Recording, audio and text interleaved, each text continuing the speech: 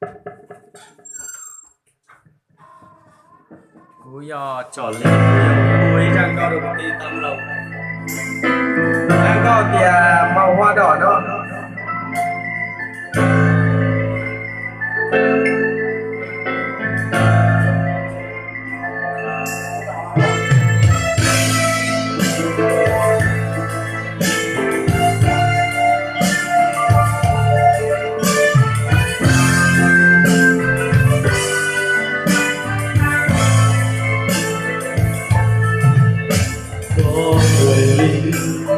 Mùa thu ấy ra đi mãi tranh nghèo, có người lính mùa xuân ấy ra đi từ đó không về. Dòng tên hoành khắc vào đá núi, mây ngàn hoa bao cây tre. Chiều biên cương trắng trời sương núi, mẹ già hoài mắt nhìn theo.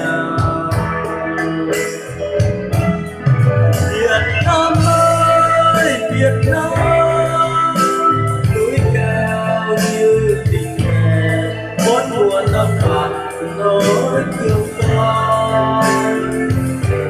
Việt Nam ơi Việt Nam, con núi nơi anh hạ xuống rừng cháy lên, màu hoa đỏ phía rừng xa, rừng cháy lên,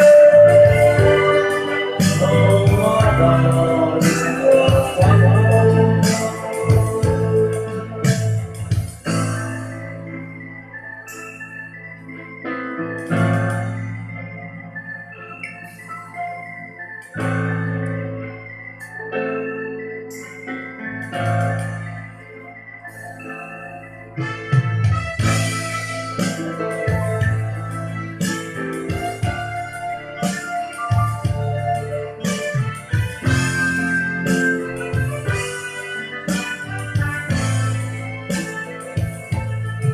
Có người lính mùa thu ấy ra đi từ mái tranh nghèo,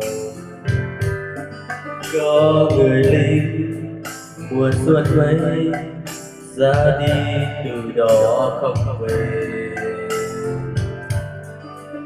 Dòng tên anh khắc vào đá núi, cây hoa bao cây tre.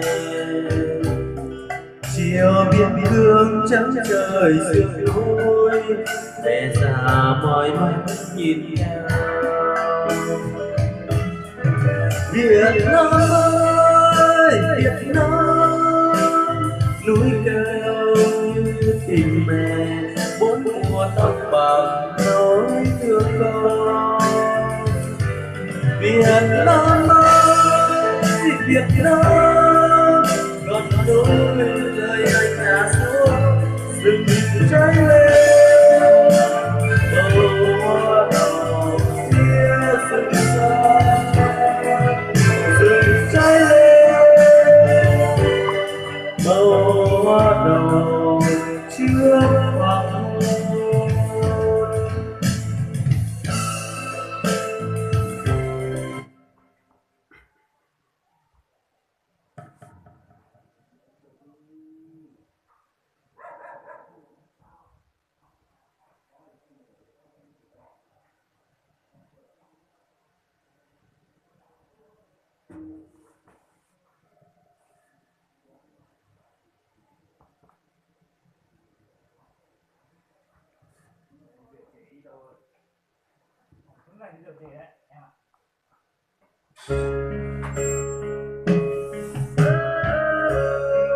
Ra tròn tí nó nhiều thứ ra yeah.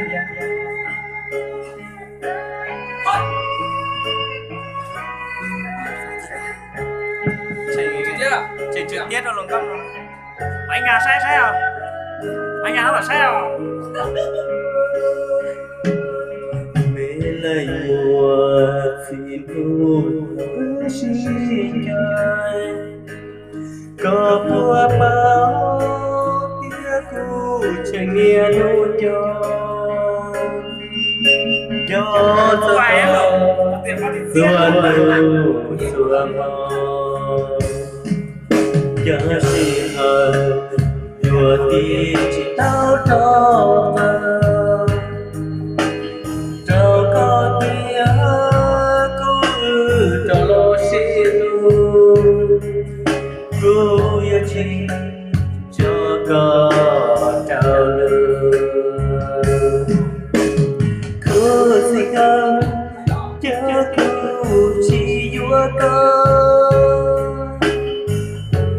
sao nó hát đâu chế tư lì chế yo yo mu ta tu tiền non cho gì sao để chờ ước xin bỏ thế chờ xa kia trên mùa có nhau gió cho con của mùa mong từ xin của mùa nụ cho tao có đưa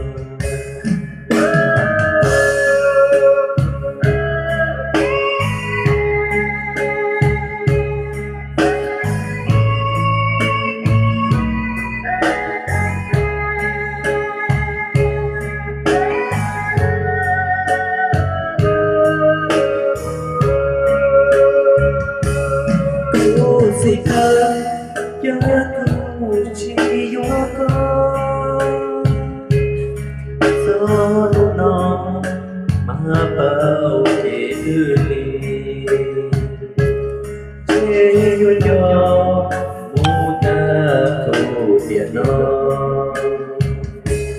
cho gì gió để thơ ưu xin bỏ thế chớ xa tia chạy đua có nhau vô vô con của mùa bóng từ xin mùa buồn cho tao